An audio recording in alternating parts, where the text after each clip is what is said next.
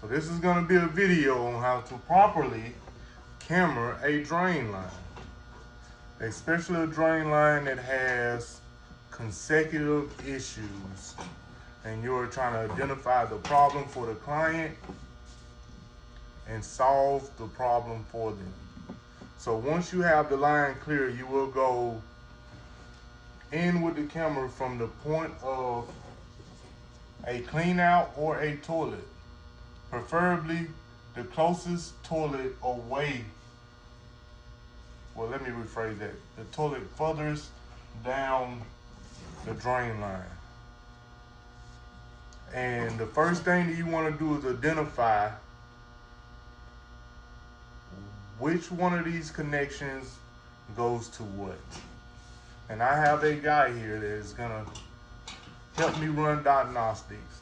Normally, me personally, if I'm by myself, I would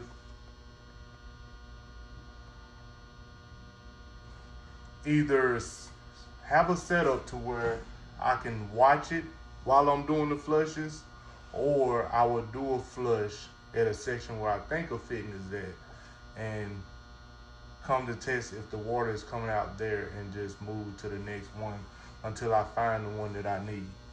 But on this occasion, I have some good help with me. So we're gonna proceed with identifying which one of these drains is connected to the sinks. Can you please turn on the sink?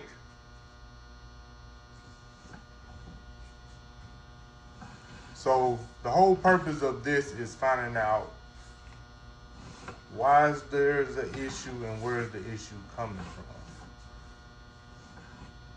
Which he turned on the sink, so we have identified exactly where the sinks are draining from. You can turn the sink off, which is, it is connected to a vent that look like it has an offset, but you don't pretty much have to worry about that offset because it's vertical. And the only thing that's coming through is water and air. So now that I have identified that, I would ask, turn on the mop sink.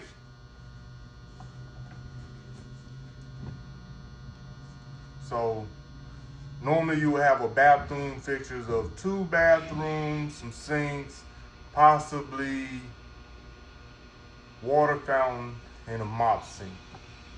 All of this will be close to one another, so you'll be able to easily identify where it is coming from and where is it pouring in from. So as of now, I have him with the mop sink on, which it appears that it is coming from this fitting, which is right before the bend of me coming in through the clean out, which I have a little toilet paper that wants to come out. Okay, you can turn the mop sink off.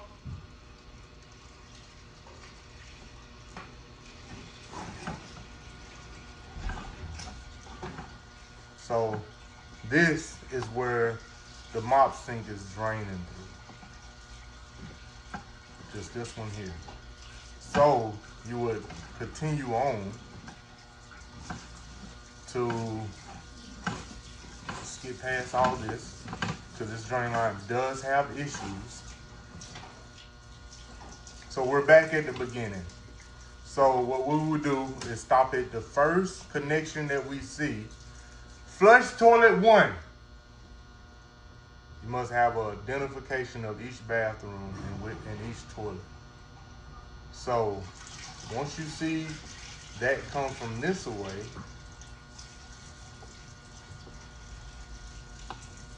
I could safely assume that there's probably a fitting here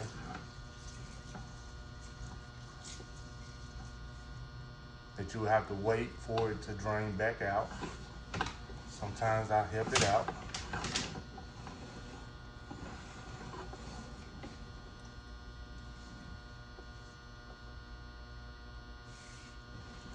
It's gonna drain slow because it does have some improper settings on their fittings.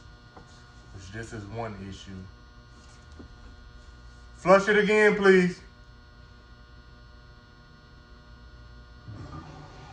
So we have identified bathroom 1 connection to the main building drain. So now that we have that identified, we're gonna go to the next fitting connection, which hopefully is bathroom number 2. Flush bathroom 2.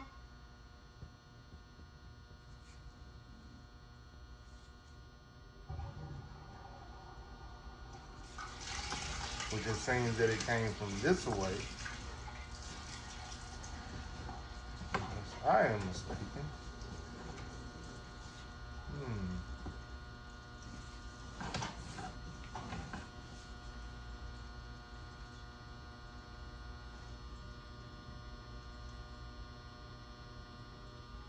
Flush bathroom 2.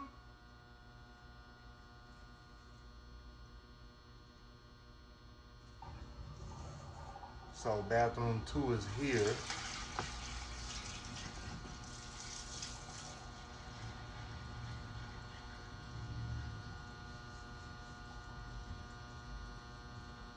Flush bathroom 1.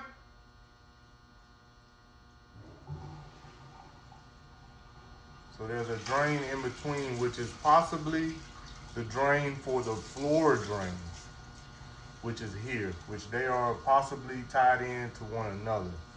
So now we're gonna get into using the camera to identify the issue.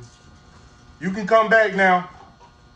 The issue that is wrong with the building drain. So what you wanna do is start from the clean out area of the drain line, or the furthest point, rather if you're going downstream or upstream. In my case, I am going upstream, which, as you can see, for some reason, even this 3-inch, like it may be a 4 by 3-inch wire, it's kind of sort of holding water, even here. But if you give it time, it will completely drain out. But their main issues in this line is, so what you do is pay attention to the connections, but sometimes they may not be too much offset to where you can still go across it. But if you take your time,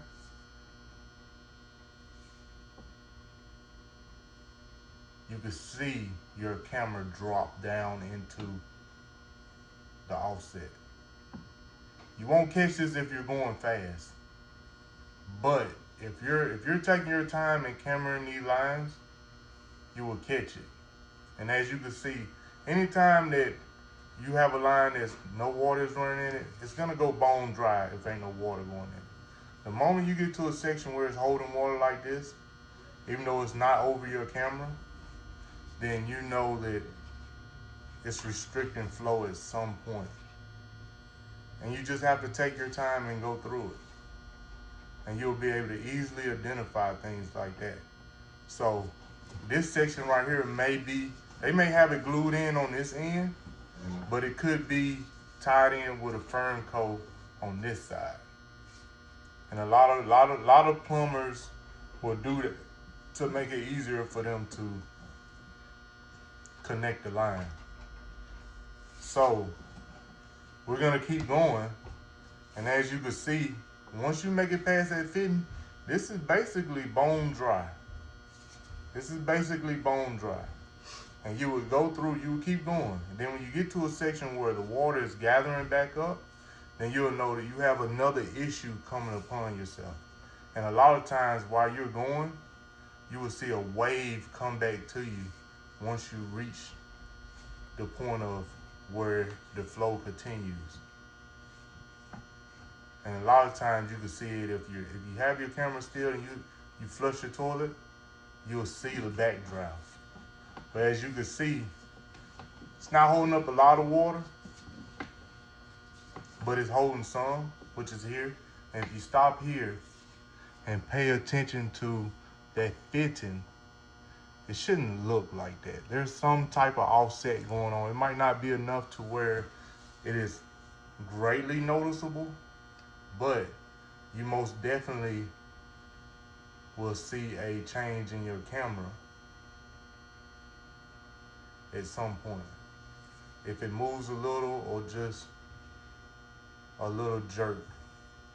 But most definitely, this is a sign of the water is not draining. And for it to be this is a 3-inch line. I could tell from whenever I first went in, it's not a lot of water. A lot of people look at that and say, there's no issue. But me personally, I've sat here and seen toilet paper not flush. You would have to flush multiple times for the toilet paper to go. If it was a 4-inch line, I would probably say it's okay. But on top of how nasty this line is, this is how your connection should look. When you're looking at a drain line and it's connected to a fitting or a clean out, I mean not a clean out, a coupling, this is how it should look. It shouldn't look offset. You shouldn't see too much pipe. All you're gonna see is a ring. And you should go across it and your camera won't budge at all. But lines like this here, you see how bone dry it is here? That's a good pipe layout. So you have a dirty line, and you also have, through my experience, I would say they probably have it connected with a fern coat, which I've seen worse. I've seen it where you would most definitely see a sag. So, but you see this pipe here that you would think is a separation. It's not a separation. They probably have it on a fern coat, and with as level it is, I wouldn't be surprised if it's a husky band. But if you look at this connection here, see how clean this is? Mm-hmm. And you come back and look at that. So, and a lot of people would just use a husky band or a fern coat just to make it easier for them to put it on. But if you look at this left wall and the right wall, you most definitely will see the difference in it. And it's probably a fern coat. And it's most definitely holding water. There's no water running. Which right now, it's trying to bone itself dry. But as you see as I go across here, there's a shift.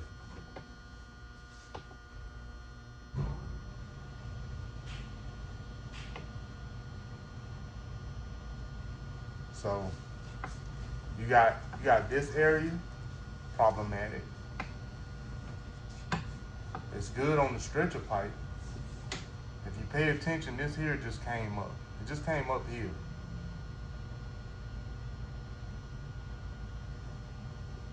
A lot of people will miss this uphill because people will come through a drain line and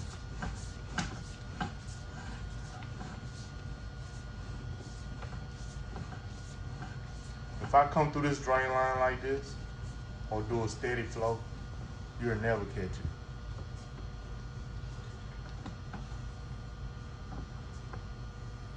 You'll never catch it.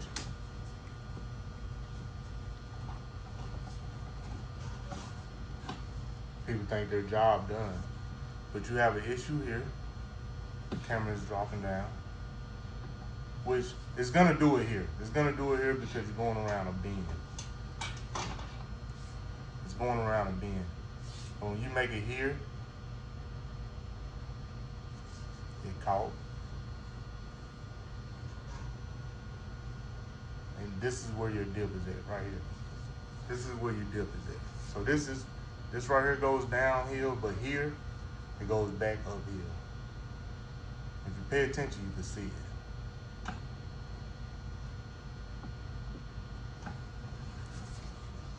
So you have that dip there, which this here, it's a straight pipe. It's not gonna have issue. This here, this is a good fitting. Same fitting, it's a Y, bone dry. Bone dry. But if you keep going, Pay attention to the dip. Dip. That's the dip. It don't take a lot. And that is where your water start holding it.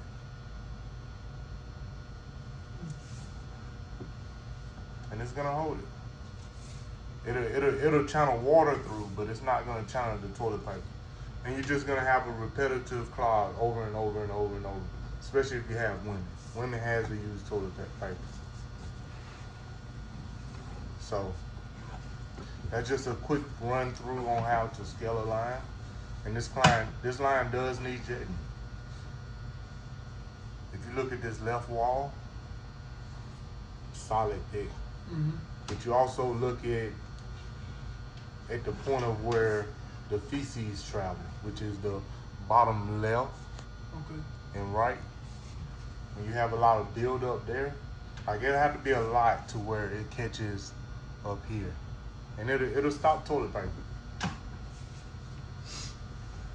But when you have it like this, it starts building up like this, that is where you want to jet your lines and clean them out. Because that'll hold water. So, but yeah, that's it for it's just a quick run through on how you find issues in line, and have a quick answer for the customer that's asking questions about why is their line repetitively clogging up. And if they want to fix it, they'll get it fixed. If they don't, we'll come and unclog it. Simple as that.